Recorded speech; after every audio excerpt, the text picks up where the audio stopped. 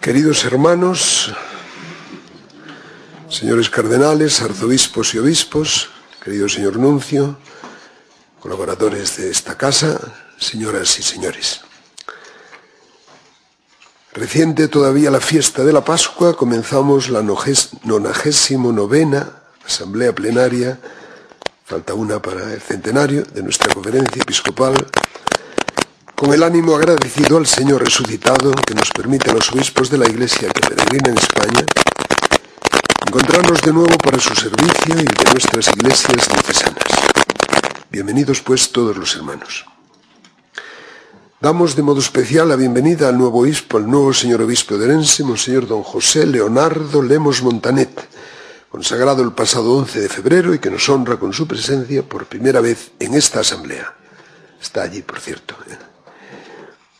Encomendamos a la misericordia de Dios a nuestros hermanos, el obispo emérito de Tenerife, Monseñor don Felipe Fernández García, fallecido el pasado Viernes Santo, 6 de abril, el obispo emérito de Tuy Vigo, Monseñor don José Cerviño Cerviño, fallecido el pasado miércoles 18 de abril, y el obispo emérito de Calahorra y la Calzada Logroño, Monseñor don Ramón Búa Otero, fallecido el sábado día 21, es decir, anteayer.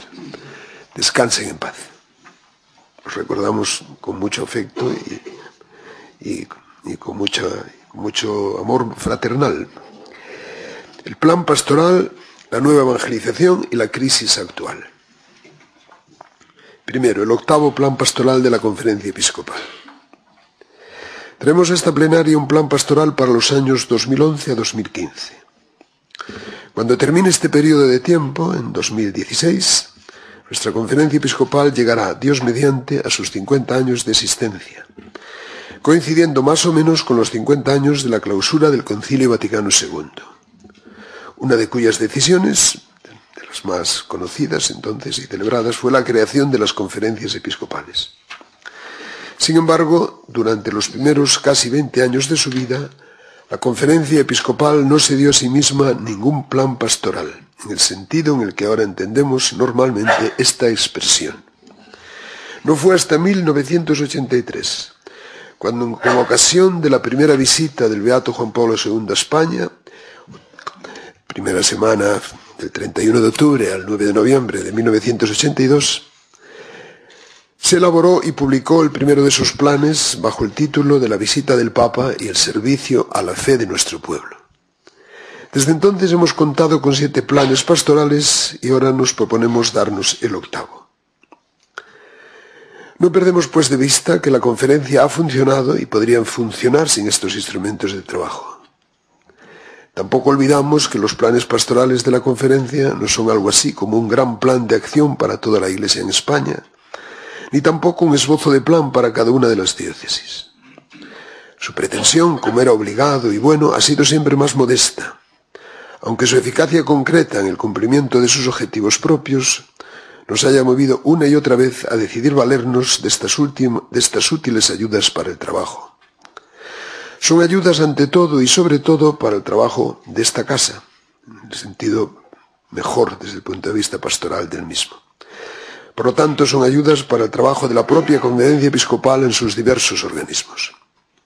Naturalmente, lo que se hace en la conferencia viene determinado y orientado por la Asamblea Plenaria, en las que nos juntamos, reunimos todos los obispos de las iglesias particulares de España, con la finalidad de ayudarnos en el gobierno coordinado en el mayor impulso de la acción pastoral de nuestras diócesis.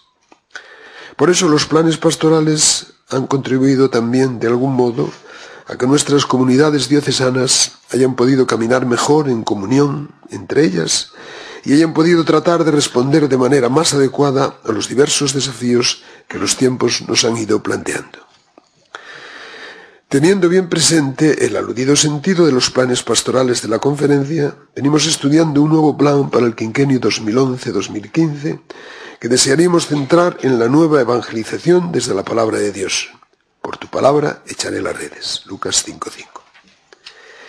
En realidad, todos nuestros planes pastorales han estado orientados de uno u otro modo por el programa de la nueva evangelización, como se echa de ver ya en los mismos títulos que llevan.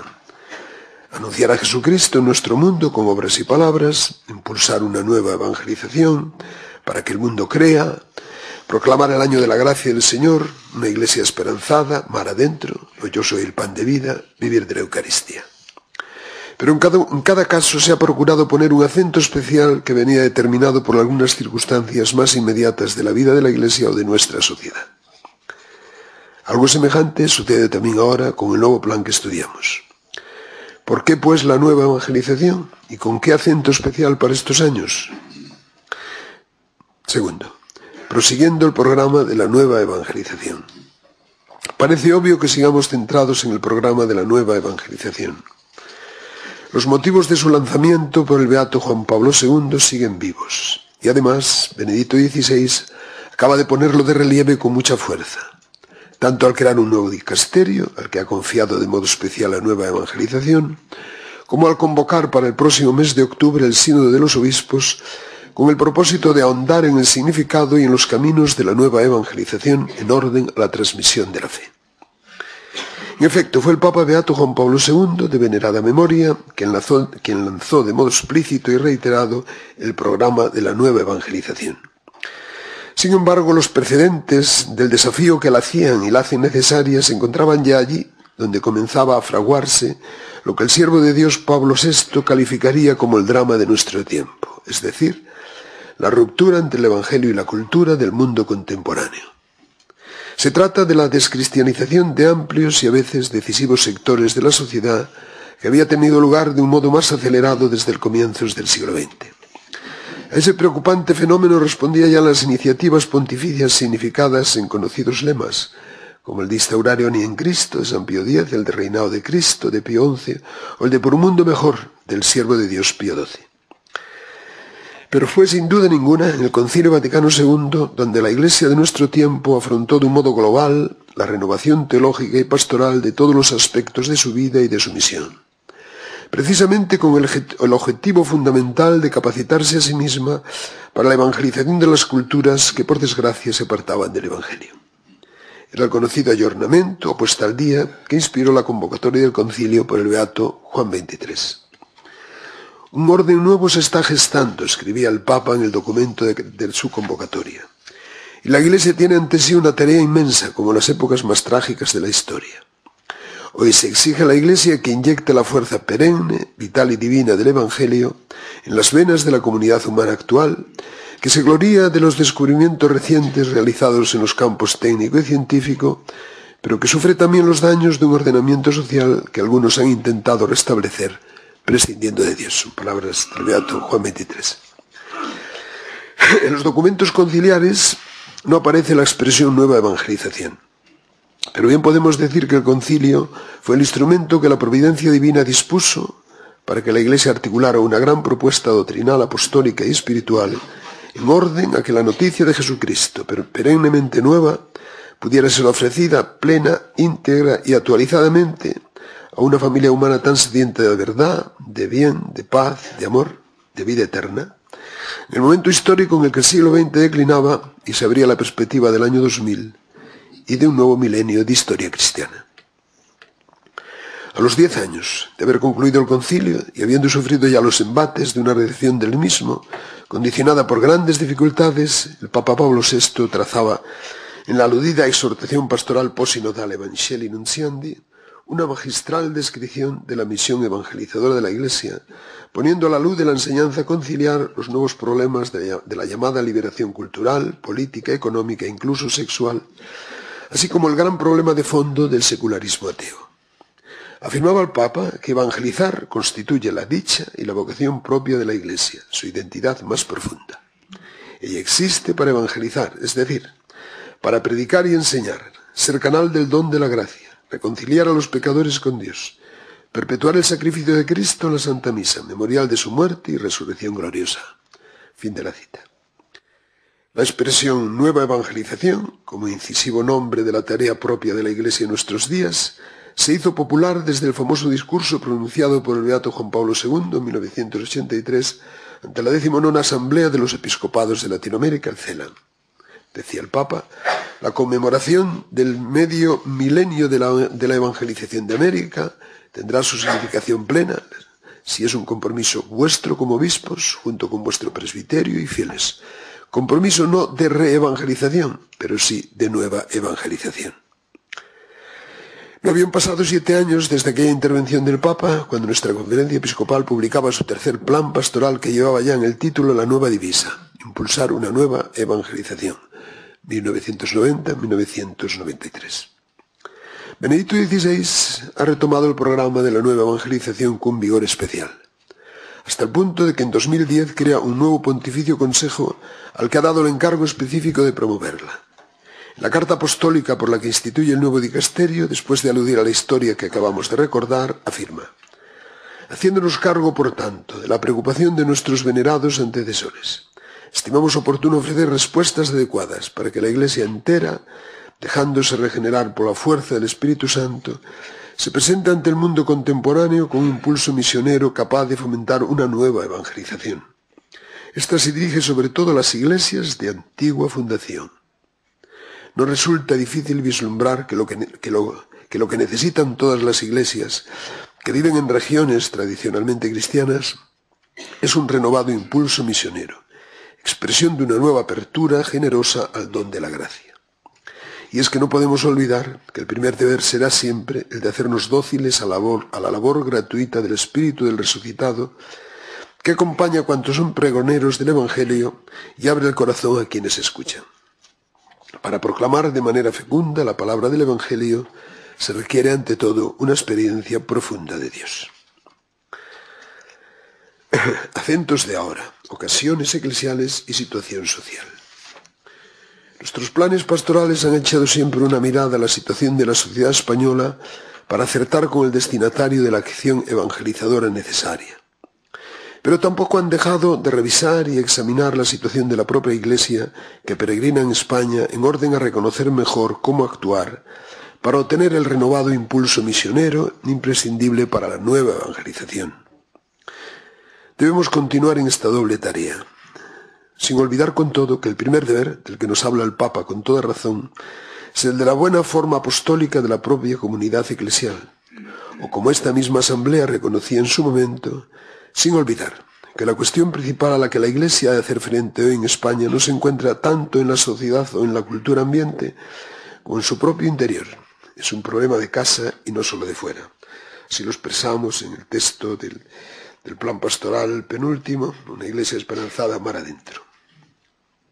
En este sentido, el plan pastoral que estamos estudiando prosigue con el programa de la nueva evangelización, sin perder de vista la situación por la que atraviesa nuestra sociedad, pero ante todo poniendo el acento en algunas oportunidades que se nos presentan en estos años como providenciales, en orden a la renovación del alma de la Iglesia y por tanto de su vigor misionero. Son las siguientes: los frecuentes viajes del Papa, que en poco tiempo ha estado en España 3 veces, la próxima celebración del 5º centenario del nacimiento de Santa Teresa de Jesús, la reciente publicación de la versión oficial de la Sagrada Escritura y la renovación de los libros litúrgicos según la nueva traducción bíblica, así como del misal romano según su 3ª edición típica, y la cercana proclamación de San Juan de Ávila como doctor de la Iglesia. El quinquenio se abre con la conmemoración del 50º aniversario del concilio y se cerrará cuando se celebren los 50 años de la clausura del mismo. En torno a estos acontecimientos, cada uno de ellos ciertamente de diversa significación, podemos programar algunas acciones prioritarias con la finalidad aludida de revitalizar las fuentes de la vida cristiana en orden a la nueva evangelización. El último plan se centraba en la Eucaristía. En esta ocasión, después del sínodo sobre la palabra de Dios y de nuestra instrucción pastoral, la Sagrada Escritura en la vida de la Iglesia, publicada con ocasión de la aparición de la versión oficial de la Biblia, será la palabra de Dios la que focalice el conjunto del nuevo plan. Cuanto a la situación general de la sociedad española, a nadie se le oculta que la crisis que nos azota desde hace ya varios años es el factor más preocupante y al que hay que prestar la más cercana atención. No es nuestra misión entrar en el análisis ni en las soluciones propiamente económicas y políticas. El plan pastoral no lo hará. Pero sí es nuestro deber de pastores de la Iglesia ayudar al análisis cultural y moral necesarios para llegar al fondo de las causas de la situación dificilísima que vivimos. Por eso se prevé continuar la reflexión sobre la crisis y sus causas, sin olvidar que la revitalización de la vida cristiana a la que se encamina toda nuestra actividad pastoral Es la que en realidad permitirá comprender vitalmente que la fe sin la caridad, cito a Benedicto XVI, no da fruto, y la caridad sin la fe sería un sentimiento constantemente a merced de la duda.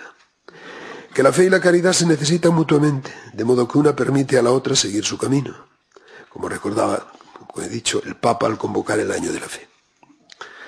Si no se sigue el camino que hace posible la caridad, no será posible una buena solución de la crisis. Sin la caridad, es decir, sin la generosidad sincera, movida en último término por el amor de Dios y del prójimo, será imposible introducir los cambios necesarios en el estilo de vida y en las costumbres sociales y políticas que han conducido a la crisis y que seguirán amenazantes en cuanto hayan sido solucionados los problemas más graves, Dios quiera que pronto.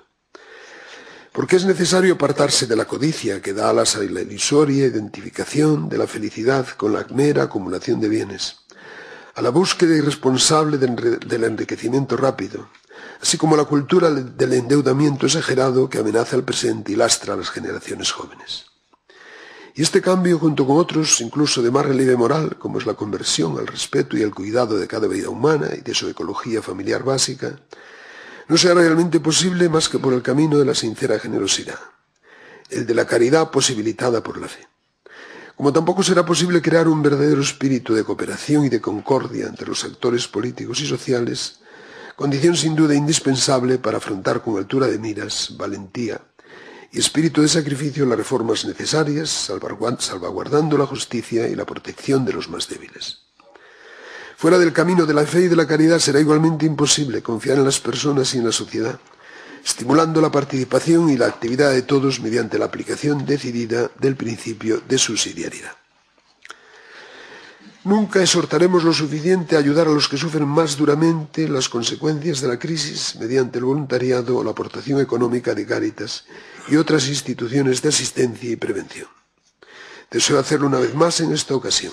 Es imprescindible la cooperación con Cáritas y damos gracias a Dios porque son cada vez más los católicos que lo comprenden así. Pero igualmente necesaria para el duradero buen orden de la vida personal y social es, ante todo, la nueva evangelización en toda su hondura de conversión a Dios. Porque sin fe no puede haber verdadera caridad capaz de despejar los obstáculos para esa imprescindible libertad espiritual que da frutos abundantes de justicia, solidaridad y paz. Segunda parte, el Concilio Vaticano II y el Año de la Fe. Primero, para la fructífera recepción del concilio. La coincidencia del quinquenio del nuevo plan pastoral con los 50 años del comienzo y de la clausura del concilio proporciona una buena ocasión para redoblar el empeño que venimos sosteniendo en la recepción cada vez más viva y fiel de sus enseñanzas. Nuestra asamblea plenaria, al darle gracias a Dios por los beneficios recibidos en el siglo XX, consideraba al concilio como una muestra extraordinaria de la cercanía de Dios para con los hombres de nuestro tiempo. El gran instrumento de renovación de la Iglesia universal, que hunde sus raíces en la intensa vida cristiana de las décadas precedentes, el llamado despertar de la Iglesia en las almas, famosa frase de Romano Guardini, que culmina en la luminosa enseñanza del concilio, en particular en las 4 grandes constituciones sobre la liturgia, la Iglesia, la revelación y la misión de la Iglesia en el mundo. Más tarde, cuando se cumplieron los 40 años de la clausura del concilio en el año 2006, también tuvimos ocasión de revisar algunos aspectos problemáticos de determinadas formas doctrinales de recepción de la enseñanza conciliar que, cito, amparándose en un concilio que no existió, ni en la letra ni en el espíritu, han sembrado la agitación y la zozobra en el corazón de muchos fieles. Fin de la cita. Aquella instrucción pastoral de hace 6 años no ha perdido ninguna vigencia. Por el contrario, sigue constituyendo un servicio de discernimiento doctrinal muy valioso para una recepción fructífera del concilio. A dificultades semejantes en la recepción del Vaticano II ha salido al paso, desde el comienzo de su pontificado, el Papa Benedicto XVI, también con ocasión de los 40 años de la conclusión del concilio. Hablando a la curia romana en las primeras Navidades tras su elección, después de referirse a la descripción que hace San Basilio de la dramática situación sufrida por la Iglesia tras el concilio de Nicea, el Papa dice que algo parecido ha sucedido de nuevo después del último concilio. ¿Por qué?, se pregunta. ¿Ha sido tan difícil hasta ahora en grandes partes de la Iglesia la recepción del concilio? Todo depende, responde, de que sea interpretado correctamente, o como diríamos hoy, todo depende de que se haga una hermenéutica correcta del mismo. Los problemas de esta recepción, prosigue el Papa, han nacido del hecho de que ha habido dos hermenéuticas contrarias que se han enfrentado y han batallado entre ellas. Una ha causado confusión, la otra ha dado y da buenos frutos, silenciosamente, pero cada vez más. De una parte está la interpretación que yo denominaría, dice el Papa, hermenéutica de la discontinuidad o de la ruptura. Es la que con frecuencia ha gozado de la simpatía de los más media y también de una parte de la teología moderna. De la otra parte está la hermenéutica de la reforma, de la renovación en la continuidad, del único sujeto que crece y se desarrolla en el tiempo, pero permaneciendo siempre el mismo, el único sujeto que es el pueblo de Dios en camino. Fin de la cita. La hermenéutica de la discontinuidad, prosigue el Papa, vuelvo a citarlo, una descripción que no tiene desperdicio, tiene el peligro de acabar estableciendo una ruptura entre la Iglesia preconciliar y la Iglesia posconciliar. Afirma que los textos del concilio en cuanto tales no serían todavía la expresión verdadera del espíritu del concilio. Serían más bien el resultado de compromisos que en aras de la unanimidad han obligado a dar un paso atrás, volviendo a confirmar muchas cosas viejas que hoy son en realidad inútiles. En cambio, el verdadero espíritu del concilio se hallaría allí donde, más allá de los compromisos, se han dado pasos hacia lo nuevo, pasos que quedan como por debajo de los textos. Sobre ellos solo ellos representarían el verdadero espíritu del concilio. Sería necesario seguir hacia adelante partiendo de ellos sin conformidad con ellos. Sigo citando. Sería necesario ir más allá de los textos con valentía. En una palabra, sería necesario seguir no los textos, sino el espíritu del concilio. De este modo, obviamente, queda un vasto margen para la cuestión de cómo se defina propiamente ese espíritu y, en consecuencia, se concede espacio para todo tipo de imaginación extravagante. Con lo cual queda radicalmente malinterpretada la naturaleza misma de un concilio, ya que de esa forma es considerado como una especie de asamblea constituyente que elimina una constitución antigua y crea otra nueva. Hasta aquí esta segunda cita del Santo Padre y continúo citándolo. El Concilio Vaticano II, con su nueva definición de la relación entre la Iglesia y ciertos elementos esenciales del pensamiento moderno, ha reenfocado e incluso corregido algunas decisiones históricas. Pero en medio de esa aparente discontinuidad ha mantenido e incluso profundizado la naturaleza íntima y la verdadera identidad de tales decisiones. La Iglesia es siempre la misma, tanto antes como después del concilio. La una, santa, católica y apostólica en camino a través del tiempo. Fin de la cita. 2. Un año de la fe como impulso conciliar. Al convocar recientemente el Año de la Fe para el próximo 11 de octubre, día del 50 aniversario de la apertura del Concilio Vaticano II, el Papa vuelve a decir que la ocasión ha de ser aprovechada pastoralmente para comprender que los textos dejados en herencia por los padres conciliares, según las palabras del Beato Juan Pablo II, no pierden su valor ni su esplendor. Es necesario leerlos de manera apropiada y que sean conocidos y asimilados como textos normativos del magisterio dentro de la tradición de la Iglesia. Ahora bien, en orden a la consecución de este objetivo tan querido para él y para su santo predecesor, Benedicto XVI no duda en presentar una vez más a toda la Iglesia un subsidio precioso e indispensable, el Catecismo de la Iglesia Católica, de cuya publicación se cumplen 20 años en la misma fecha del comienzo del Año de la Fe. El Papa presenta el Catecismo como uno de los frutos más importantes del Concilio Vaticano, que a su vez resulta tan decisivo para la recepción adecuada del concilio al posibilitar su lectura en el contexto de la gran tradición de la Iglesia, es decir, según una hermenéutica de la continuidad o de la reforma. En efecto, en el Catecismo, se pone de manifiesto la riqueza de la enseñanza que la Iglesia ha recibido, custodiado y ofrecido a sus 2000 años de historia. Desde la Sagrada Escritura a los padres de la Iglesia, de los maestros de la teología a los santos de todos los siglos, el Catecismo ofrece la memoria permanente de los diferentes modos en que la Iglesia ha meditado sobre la fe y ha progresado en la doctrina para dar certeza a los creyentes en su vida de fe. Justamente es eso lo que Benedicto XVI se propone y nos propone a todos para el año de la fe: consolidar la certeza de la fe en el pueblo de Dios. Ojalá que acertemos a dar un decidido paso adelante en este sentido durante ese año y en todos nuestros planes apostólicos. Porque no debemos olvidar que el núcleo de la crisis de la Iglesia, cito al Papa, el núcleo de la crisis de la Iglesia en Europa es la crisis de la fe. Si no encontramos una respuesta para ella, si la fe no adquiere nueva vitalidad, con una convicción profunda y una fuerza real, gracias al encuentro con Jesucristo, todas las demás reformas serán ineficaces. La falsa recepción del concilio tiene que ver con la crisis de la fe, con la fe en el Dios vivo revelado en Jesucristo y con el misterio de la Iglesia. La vana pretensión de constituir una nueva Iglesia, distinta de la preconciliar, denota una grave crisis de la fe en la Iglesia. Como recuerda Benedicto XVI, ya el siervo de Dios Pablo VI era consciente de esta grave coyuntura cuando a los 2 años de clausurado el concilio, con motivo de la conmemoración de los 1900 años del martirio de los apóstoles Pedro y Pablo, convocó un año de la fe que concluyó con la profesión de fe del pueblo de Dios. Por todo ello, Benedicto XVI propone 2 objetivos principales para el año de la fe. La confesión de la fe en la plenitud de la verdad de sus contenidos, por un lado, y la profesión de la fe públicamente dentro y fuera de la Iglesia, por otro. Las referencias a los contenidos de la fe son constantes en la carta Porta Fidei, porque el conocimiento de los contenidos de la fe es esencial para dar el propio sentimiento, es decir, para adherirse con la inteligencia y la voluntad a lo que propone la Iglesia. La confusión doctrinal, la desmemoria indefinitiva, el analfabetismo religioso, tan extendido en el seno del pueblo de Dios y en particular en las generaciones más jóvenes, es un serio obstáculo para la fe.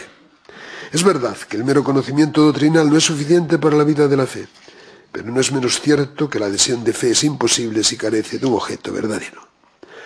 No extraña por eso la urgencia de que el Papa nos pida que el año de la fe deberá expresar un compromiso unánime para redescubrir y estudiar los contenidos fundamentales de la fe, sintetizados sistemática y orgánicamente en el Catecismo de la Iglesia Católica. Compartiendo la preocupación del Papa por la recta confesión de la fe y en particular porque la iniciación cristiana sea íntegra y fructífera, la Conferencia Episcopal Española espera poder ofrecer al pueblo de Dios durante el año de la fe un nuevo catecismo para la iniciación de los niños y adolescentes. Llevará previsiblemente por título Testigos del Señor y se concibe como continuación del Catecismo Jesús es el Señor, que tan buenos resultados está dando cuando es utilizado como referencia básica y segura de la formación doctrinal en la catequesis de los niños que se preparan para recibir la primera comunión. Junto a la confesión de la fe, la profesión pública de la misma. El cristiano no puede pensar nunca que creer es un hecho privado. La fe, precisamente porque es un acto de libertad, exige también la responsabilidad social de lo que se cree, de anunciar a todos sin temor la propia fe. La expresión pública de la fe, y en particular de su dimensión comunitaria en el seno de la Iglesia, sujeto primordial del creer, se realiza en la celebración de los sacramentos, especialmente de la Eucaristía. Pero también se ha de dar esa expresión de la fe en el apostolado y en la misión, teniendo siempre en cuenta que quienes no creen, pero buscan con sinceridad el sentido último y la verdad definitiva de su existencia y del mundo, se hallan ya en los preámbulos de la misma fe. Quiera Dios que con la modesta pero eficaz ayuda del nuevo plan pastoral y con el impulso del año de la fe, que celebraremos con todo empeño en nuestras diócesis, se consolide la certeza de la fe en nuestro pueblo y crezcan todos la alegría que ella produce. La Iglesia lo reclama, lo necesita la Iglesia, lo reclama el servicio a la sociedad, y en especial a los más necesitados de apoyo espiritual y material. Deseo a todos los hermanos unos días de encuentro y de trabajos serenos y fructíferos bajo la mirada maternal de María, Madre de la Iglesia. Muchas gracias por su atención.